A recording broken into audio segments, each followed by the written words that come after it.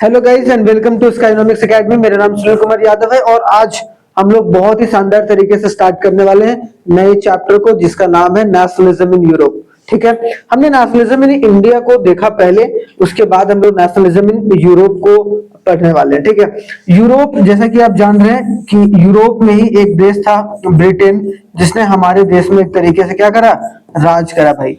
ठीक है, तो आखिरकार हम लोग देखेंगे जो यूरोप है वो किस तरीके से यूनाइट हुआ, या वहां देशभक्ति की भावना कैसे जगी और किस तरीके से चीजें जो है वो घटी। ठीक है, तो बहुत इंपॉर्टेंट है, बहुत इंपॉर्टेंट रोल भी है। जैसे 1789 याद रखना है, 1789। उसके बाद आप फ्रेंच रेवोल्यूशन, 1789 में क्या हुआ था भाई, फ्रेंच रेवोल्यूशन हुआ था। तो ये फ्रेंच रेवोल्यूशन हुआ तो फ्रांस में था, लेकिन इसका असर जो है वो पूरे यूरोप पर पड़ा था, खास करके अगर देखा जाए। उसके बाद 1799 का डेट याद रखना है, जब एक तरीके से 10 साल, मतलब फ्रेंच रेवोल्यूशन के 10 साल के बाद, जब नेपोलियन बोनापार्ट वगैरह जो है वो आ चुके थे, कहां पर, यूरोप में। ठीक है, हाँ, मतलब फ्रांस में, और यूरोपियन को या यूरोपियन नेशंस को कॉन्कर करने के लिए। ठीक है, तो शुरुआत में तो नेपोलियन बोनापार्ट ने बहुत अच्छे तरीके से काम करा, लेकिन धीरे धीरे जैसे समय बीता तो 1815 में जाकर एक तरीके से नेपोलियन बोनापार्ट जो है वो एक ग्रुप ऑफ नेशन, वाटरलू जिसका नाम है, वाटरलू लड़ाई में वो हार चुके थे। उसके बाद उनको वहां से छोड़कर जाना पड़ा और फिर से वहां पर कंजर्वेटिज्म आ गया। उसके बाद फिर किस तरीके से चीजें निकली उनको हम लोग देखने की कोशिश यहाँ पर करने वाले हैं। तो चलिए स्टार्ट करते हैं, टॉपिक बाय टॉपिक चलेंगे। सबसे पहले आपको ये फोटो तो बहुत प्रसिद्ध फोटो है भाई, जिसको देखकर चलना है। ठीक है, इन 1848 जो देख रहे हो, 1815 में, 1815 के बाद जब नेपोलियन बोनापार्ट गया, उसके बाद जो है वो फिर से उस देश में, मतलब अगर देखा जाए फ्रांस में या पूरे यूरोप में, नेशनलिज्म की भावना फिर से जगाने के बारे में बात किया गया। ठीक है, तो ये जो फोटो है, ये देखो, एक नाम था, किसका ना, क्या नाम था भाई, फ्रेडरिक सोरियो। फ्रेडरिक सोरियो नाम का एक आर्टिस्ट था, जिन्होंने ये 4 पिक्चर बनाया था, और 4 पिक्चर का नाम बोला गया था the dream of the world, democratic and social republic, the pact union between the nations. तो the pact between the nations में 4 पेंटिंग जो है वो बनाया गया था, किनके द्वारा, फ्रेडरिक सोरियो के द्वारा। उसमें से सबसे फेमस पेंटिंग जो है, फर्स्ट नंबर ये वाला आता है। अब देखो, ये पेंटिंग जो बताया गया, ये पेंटिंग बनाया, ये किस चीज को डिनोट कर रहा है, डेमोक्रेटिक एंड सोशल रिपब्लिक को डिनोट कर रहा है। मतलब क्या कि हमारा जो देश है वो क्या हो रहा है, डेमोक्रेटिक की तरफ जो है वो बढ़ रहा है, एंड सोशल रिपब्लिक की तरफ जो है वो बढ़ता जा रहा है। तो मतलब ये पूरा पिक्चर देखा जाए तो किसको डिनोट कर रहा है, डेमोक्रेटिक एंड रिपब्लिक को। ठीक है, विजन कि एक देश कैसा होना चाहिए, या पूरे वर्ल्ड का विजन को ये डिनोट करता है। अब इस पिक्चर में क्या क्या है, देखो, जो नीचे है वो ये सब क्या है, मलबा है। ठीक है, मलबा है, मलबा मतलब the debris of the crown. ठीक है, डेब्रिस मतलब द डेब्रिस, डेब्रिस का मतलब मलबा ऑफ क्राउन रूल। तो याद रखना कि सबसे पहले अगर देखा जाए 1789 जब फ्रेंच रेवोल्यूशन आया था, उसके पहले क्या था भाई, क्राउन ही रूल था, मोनार्की था, जहां पर राजा रजवाड़े जो है वहां पूरा राज करके चलते थे। तो ये बताया जा रहा है कि डेब्रिस ऑफ द क्राउन जितने भी हैं, उनके सिंहासन वगैरह ये सब सारे जो है वो फैले पड़े हैं, और ये सब सारे लोग जो है वो लिबर्टी की तरफ बढ़ रहे हैं। और ये कौन है भाई, स्टैच्यू ऑफ लिबर्टी। यहाँ क्या बोला जाएगा इसको, स्टैच्यू ऑफ लिबर्टी। इसको क्या बोलेंगे भाई, स्टैच्यू ऑफ लिबर्टी। और स्टैच्यू ऑफ लिबर्टी किस चीज को डिनोट कर रहा है कि आजादी, किस तरीके से आजादी जो है हम लोग पा रहे हैं या फिर ले पा रहे हैं, कहां से, पूरे यूरोप से। ठीक है, यहां पर अगर देखा जाए तो ये स्टैच्यू ऑफ लिबर्टी है। इसमें जो इनके राइट हैंड साइड में, वहां वो क्या डिनोट कर रहा है भाई, ह्यूमन राइट का चार्टर। ठीक है, मतलब क्या मेंस चार्टर बोलते हैं, या ह्यूमन राइट का जो भी चार्टर है कि एक इंसान को अच्छे तरीके से कैसे रहना चाहिए, और ह्यूमन के हर एक जितने भी ह्यूमंस होते हैं उनको जीने का अधिकार है इक्वली, तो उसके बारे में बात किया जाता है। ठीक है, और ये क्या है भाई, टॉर्च है।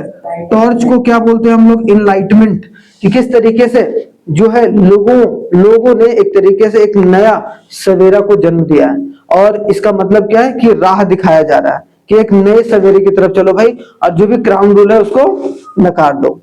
और जो ऊपर जितने भी सारे गॉड हैं वो ब्लेसिंग्स दे रहे हैं कि हाँ भाई, जितने भी सारे लोग हैं अब धीरे धीरे कर लिबर्टी की तरफ जो है वो बढ़ रहे हैं। तो ये पिक्चर समझ सकते हो कि उस वक्त में इसका पिक्चर का विजन कितना बड़ा होगा, जिसकी वजह से बहुत सारे लोग जो है इंस्पायर हुए हैं। जैसे बोलते हैं ना हम लोग कि हमारे देश में अगर वंदे मातरम है तो क्या है भाई डिनोशन वंदे मातरम का, या फिर मान लो कि जन गण मन, ये क्या डिनोशन करता है कि हमारे देश में जो देशभक्ति है वो किस तरीके से आगे बढ़े। तो ये पूरा पिक्चर एक तरीके से देख रहे हो, इन लोगों का जो भगवान है वो एक तरीके से देख रहे हैं और खुश है और ब्लेसिंग दे रहे हैं। बाकी ये स्टैच्यू ऑफ यूनिटी है, स्टैच्यू ऑफ यूनिटी मतलब लिबर्टी की तरफ जो है वो लोग बढ़ रहे हैं सब, किनको तहस नहस करके, क्राउन रूल को नकार के, और डेमोक्रेटिक और रिपब्लिक की तरफ बढ़ रहे हैं ताकि वो लिबर्टी प्राप्त कर पाए, ताकि उन्हें आजादी मिल पाए। ठीक है, तो 1848 में ये जो पेंटिंग है, सीरीज ऑफ पेंटिंग लाया गया था। याद रखना कि the pact between the nation 4 paintings के ग्रुप को बोला गया, जिसमें एक तरीके से अलग अलग पिक्चर में अलग अलग चीजें जो है डिनोट की गई थी। उसमें सबसे पहला पिक्चर ये था।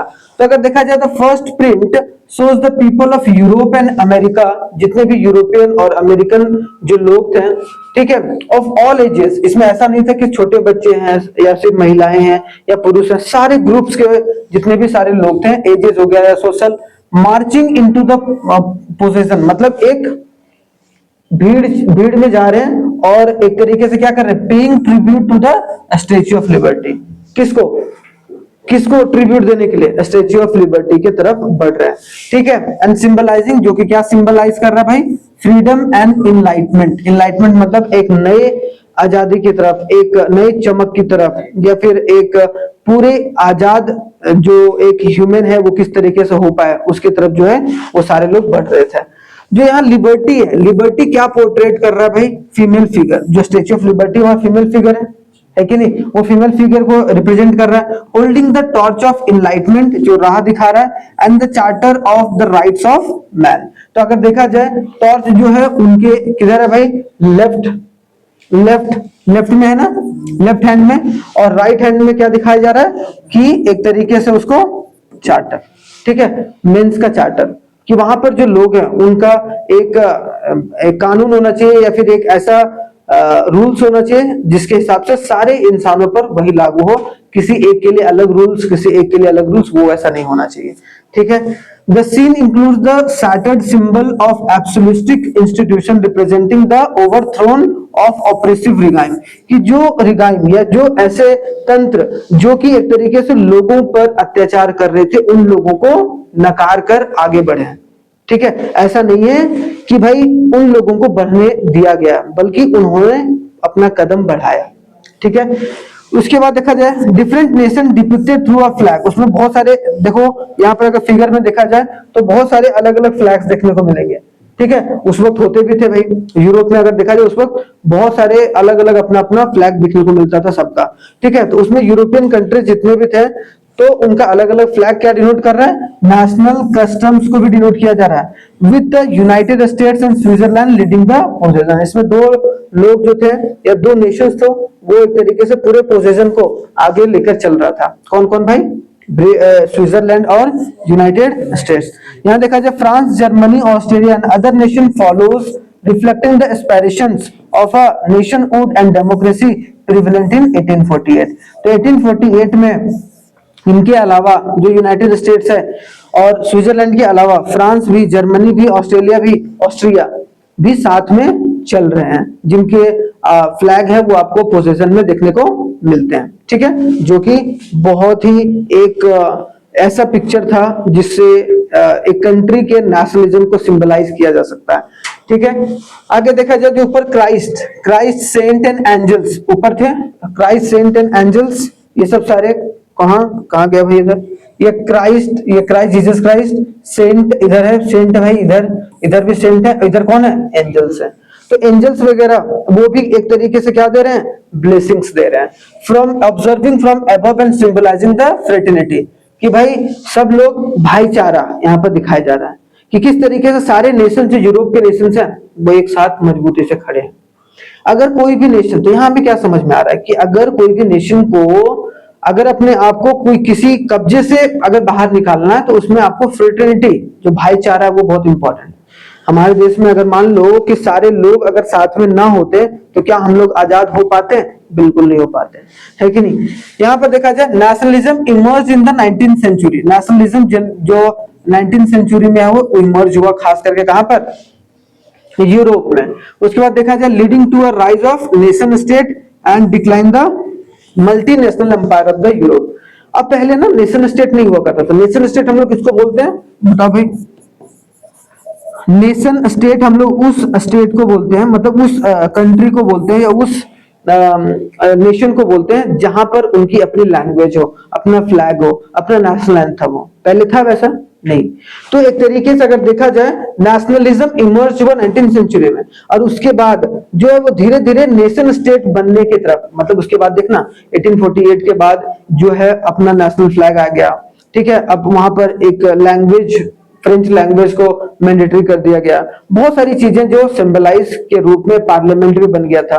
तो एक तरीके से वो एक नेशन स्टेट को, जैसे इंडिया एक नेशन स्टेट है, इसके पहले नेशन स्टेट नहीं था, वो किसी के रूल के अंदर था, ठीक है, समझ रहे हो। तो नेशन स्टेट मतलब ऐसा स्टेट जहां पर उनकी रूल्स एंड रेगुलेशन हो, उनकी एक आइडेंटिटी हो, अपनी पहचान हो।